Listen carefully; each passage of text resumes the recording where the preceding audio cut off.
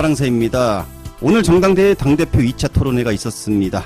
역시나 정청래 후보자의 압도적 승리였습니다. 삼성 하이닉 단일 2배 ETF 관련해 저의 주장이 맞았습니다. 바로 총리 주재로 열린 회의에서 통과가 된 겁니다.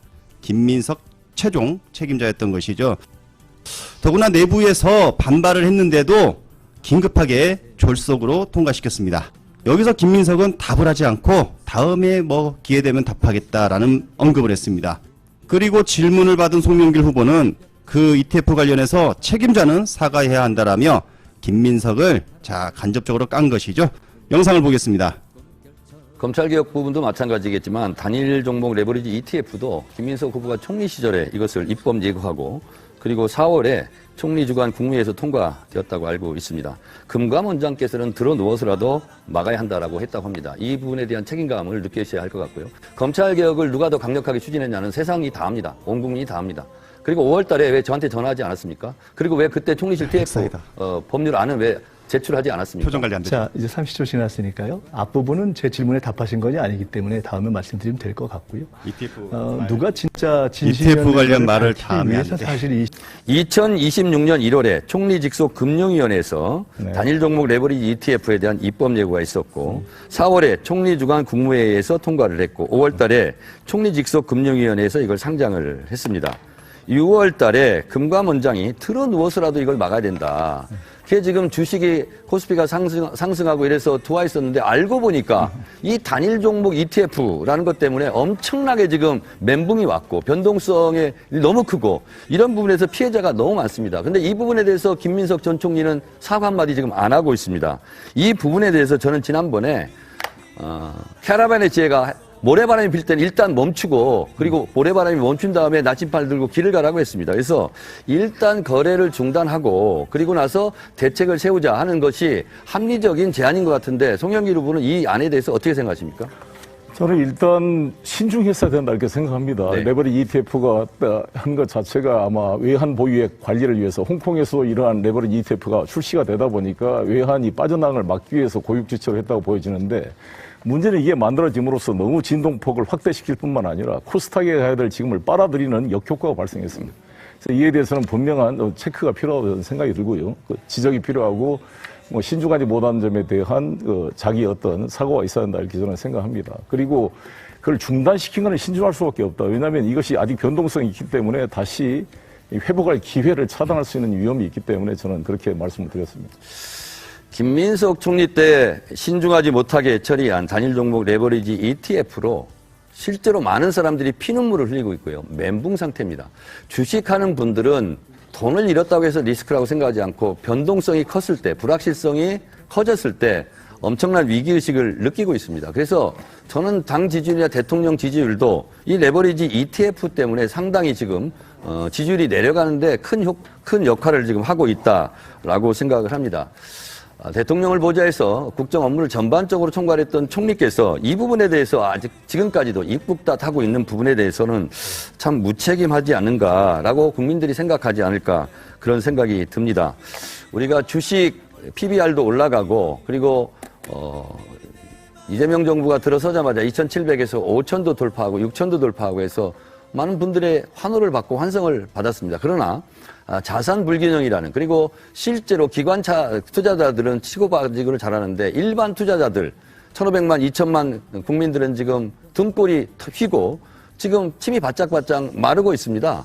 이 부분에 대해서 저는 집권당의 대표로서 당정협의는 이런 걸 해야 됩니다. 이런 것 없이 그냥 총리실 금융위에서 이걸 결정한 것 같은데 매우 유감스럽습니다. 당에 만약에 이것을 협의를 해왔으면 저는 신중하게 하자라고 요청을 했을 것입니다. 왜 전화 안 하셨냐고 말씀하셨는데 검찰개혁 요 사안 가지고 한 번도 우리는 통화한 적이 없습니다. 왜냐하면 당정협의를 할 때는 만나서 하는 것이고 이 사안은 정부의 창구와 당의 한정혜 의장을 통해서 했기 이거 들어보니까요. 한정혜 의장의 당대표를 따돌린 게 당대표에 드러납니다. 전달된 것을 알고 있기 때문에 전화했냐 아니냐 이것은 굉장히 비본질적인 것이고 왜 5월 달에 정부가 하려고 했는데 제가 그래서 일찍까지 밝히려고 했는데 지금 이제 밝혀졌기 때문에 제가 굳이 그걸 밝힐 필요가 없다고 생각하는데 법안을 왜 안 냈냐.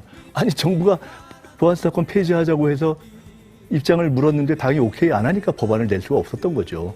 그래서 그 부분에 대해서는 이제 조금 명료하게 그 부분에 대해서 이제 더 이상 다른 말씀을 안 하시는 게 좋을 것 자, 같고요. ETF에서 다른 질문 발언에서 좀 제가 표정 하겠습니다. 변화가 안 좋았어요? 검찰개혁 이후의 과제는 저는 경찰개혁과 사법개혁이라고 생각합니다. 우리 송 후보께서는 조희대 탄핵을 제기하셨고 저는 그에 공감한다는 말씀을 드렸습니다. 저는 경찰개혁에 대해서도 입장을 밝혔습니다. 근데 저는 정작 개혁을 말씀하시는 우리 정 후보께서는 개혁의 어떤 의제를 설정한 역량이 없는 것이 아닌가. 이제 경찰개혁과 사법개혁으로 넘어가고 더 확대해야 될 시점에 스스로도 완수했다고 하고 김영민 의원도 완수됐다고 하는 검찰개혁의 문제만 이야기하면 도대체 여당을 어떻게 끌고 가려고 하시는 것인지 답변 부탁드립니다. 검찰개혁에서 5월 요청을 했다고 그러면요. 5월 20일부터 지방선거 공식 선거운동 기간입니다. 토론을 5월 6일 날 했습니다. 2주간에 그걸 국회를 열 수도 없었습니다. 그래서 김민석 총리가 계속 지금 책임회피성 발언하는데 유감스럽습니다. 검찰개혁을 이번에 만수하면서 민주적 통제를 경찰 수사를 어떻게 할 것인가 그리고 피해자 보호 충실화를 어떻게 할 것인가 라는 부분에 대해서는 지속적으로 노력해야 될 부분이고 그것을 보강해야 됩니다. 그리고 보안 수사 요구권을 했을 때 경찰이 듣지 않았을 경우 교체라든가 징계위원회 회부하는 문제들을 더 보강해야 된다고 생각합니다. 5월 6일 토론회조차도 저희가 여러 번 요구했다가 당에서 안 받아도 된 거 아닙니까? 그래서 그 부분을 결국 제 질문의 본질은 그것을 지금 인정하신 거 아니겠습니까? 저희가 그 인정을 안 했습니다, 토론회조차도 제가. 어떻게 그 토론회 인정합니까? 잠깐만요. 토론회조차도 보안사건 폐지를 전제로 하는 것을 요구하는데 당이 안 받아서 그런 토론회를 한 거거든요. 한정의 근데 의장도 그것을 법률을 안 잠깐만요. 제 받았다고 하는 것이 시간입니다. 아니라 제 토론을 시간입니다. 하자는 것을 그런데 받았다고 들었습니다. 그 부분을 결국은 늦추자고 한 것이 왜 했는가를 제가 여쭤보는 것입니다.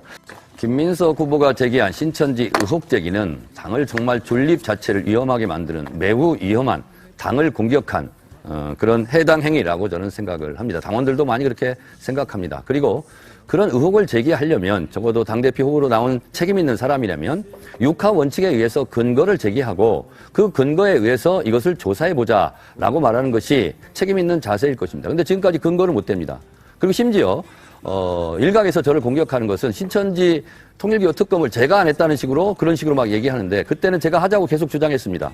그런데 당정청 조율을 하는 과정 속에서 여러 가지 특검이 되다 보니까 파견 검사를 받을 수가 없어서 조작기소 특검 때 파견 검사를 받기로 했으니까 이미 대통령께서도 경찰 수사 합수본을 꾸렸으니 그걸로 가자라고 정리된 사안입니다. 근거가 없습니다. 그리고 어떤 의원은 이제부터 제보센터를 받겠다. 그럼 제보도 없이 지금까지 했다는 겁니까? 그래서 이 신천지 부분은 지금 전당대회를 진흙탕으로 몰아간 가장 악성인 주장이 신천지 의혹 제기입니다. 이 부분에 대해서는 깨끗하게 사과를 하시든가 아니면 본인이 무책임하게 제기한 부분에 대해서 반성과 성찰이 좀 필요하다고 봅니다. 그런데 그거에 대해서 없어요. 그리고 지금까지 뭐 예비 후보가 정리가 되면 발표한다고 그랬는데 지금까지 뭐 근거를 댄 게 없지 않습니까? 이 자리에서라도 민주당이 어떻게 신천지랑 연관되어 있는지 근거를 대십시오. 자, 첫째, 제가 우리 정 후보가 연결돼 있다고 하지 않지 않았습니까? 둘째, 경선 개입에 우려가 있다고 제기했고 그 문제에 대해서는 이미 합수본도 그렇고 과거에 김어준 박시영 씨도 이야기를 했고 또 그 문제가 제기됐을 때 이미 지난 경선에 후보였던 대통령께서도 이건 우려할 상황이 있다고 말씀하셨고 우리 정 후보와 가까운 최민희 의원은 가까운 그 문제를 갖고 법까지 내지 않았습니까? 그러면 충분한 것이죠. 제가 물론 더 이야기할 수 있지만 이 문제를 갖고 전당대회 중간에 하는 것보다는 우리 네, 원대께서 당에서 말씀하셨기 때문에 제가 그렇게 한 것입니다. 네, 본인 문제의 입으로 본질을 본인 말씀해 생각을 주시기 얘기하는 게 좋지 다른 사람을 끌어들여서 방패막이로 하려고 하는 것은 저는 용기 있는 태도는 아니라고 생각을 합니다. 다시 한번 말씀드리지만 대한민국 헌법 20조 1항은 종교를 국교로 인정하지 않고 2항은 정교 분리 원칙을 하고 있습니다.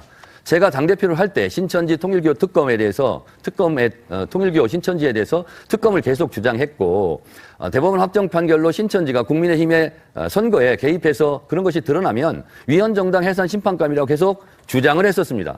그런데 오히려 지금 김민석 후보의 무책임한 신천지 의혹 제기로 국민의힘에서 수사하라고 그러고 그리고 이거 가지고 뭐 특검하자 국조하자 앞으로 그렇게 나오게 돼 있어요. 그래서 저는 이 부분을 해소하기 위해서는 제가 당대표가 되면 당을 구하는 심정으로 일단 윤리감찰에 김민석 의원을 조사를 시키겠습니다. 그래서 근거가 없이 했으면 윤리심판으로 제소를 해서 징계를 해야 되고 근거가 있으면 김민석 후보도 혐의에서 벗어나는 것이고 그리고 당도 이 부분은 깨끗하게 해소할 필요가 있다 이렇게 생각합니다. 이 부분에 대해서 송영길 후보의 견해를 듣고 싶습니다. 저는 우리가 윤석열 후보를 비판했을 때 대통령 선거를 했는데 당선자가 대통령 후보 자기 경쟁자를 선거법 위반으로 기소하는 것은 있을 수 없는 일이다. 도의적으로 옳지 않는 일이다. 일단 통합을 바라는 사람이 대통령이 당선되면 자기가 경쟁했던 사람을 포용하는 것이 원칙이다. 당내 선거도 마찬가지로 봅니다. 더구나 우리 같은 당내끼리 결정된 모든 것을 포용어 하나로 통합의 길을 가는 게 맞다 저는 이렇게 생각합니다. 그리고 이 합수본 결과가 나오면 같이 한번 조사를 해봅시다. 송영길 후보는 역시 저한테는 가혹하고 김민석 후보한테는 굉장히 너그러운 것 아니, 같습니다. 이 합수본 문제는 결과를 제 얘기 보자고요. 시간입니다. 이 문제는 당의 존립을 흔드는 매우 위험한 문제이고 민주당이 위헌 정당 아니냐는 끊임없는 공격과 의혹 제기로 민주당이 상당히 앞으로 나가는데 이것은 발목을 잡힐 문제이기 때문에 당대표는 이런 문제를 가장 앞서서 해소해야 된다. 제가 김민석 의원을 보복하겠다는 게 절대 아닙니다. 김민석 의원에게도 혐의를 벗겨주고 당도 이런 부분이 없다라는 것을 클리어하게 하려면 조사해야 되지 않겠습니까? 너무 예민하게 반응한 거 아니에요? 송영길 후보한테 안 물어봤습니다, 지금. 그렇죠. 그래서 이 부분에 대해서는 아니 같이 공동으로 이 부분에 대응하자면 될 대해서는 텐데. 윤리감찰을 통해서 정확하게 조사를 하면요. 윤리감찰단 박균택 의원 등이 보면 조사를 아주 잘하더라고요. 박균택이 그렇게 할 뭘 잘합니까, 생각이고요. 정말. 이제 앞으로 뭐 윤리감찰단 새로 임명을 해야 되겠죠. 송영길 후보께 묻겠습니다. 네. 5월 달에 김민석 총리가 계속적으로 검찰개혁 요청을 했다는데 5월 달은 물리적으로 국회 본회의를 열 수도 없었습니다. 그리고 검찰개혁에 대해서는 정청래가 추진력 있게 했습니까? 김민석 총리가 했습니까? 누가 봐도 검찰개혁 의지는 정청래가 합니다. 제가 그것을 미루었겠습니까? 자, 그래서 5월 6일 날 토론회 한 걸 가지고 그걸 한정혜 의원이 받았고 어떤 입장이라든가 법안을 한정혜 의원도 받은 적이 없고 한병도 원내대표도 받은 적이 없습니다. 요청을. 그 중요한 것을 왜 당대표나 원내대표한테 연락하지 않고 입장을 전하지 않습니까? 그런 부분에 대해서 굉장히 본인 자기 보신주의적 입장을 계속 펼치고 있는데 송영길 후보께서 이 부분에 대해서 생각 있으면 얘기해 주세요.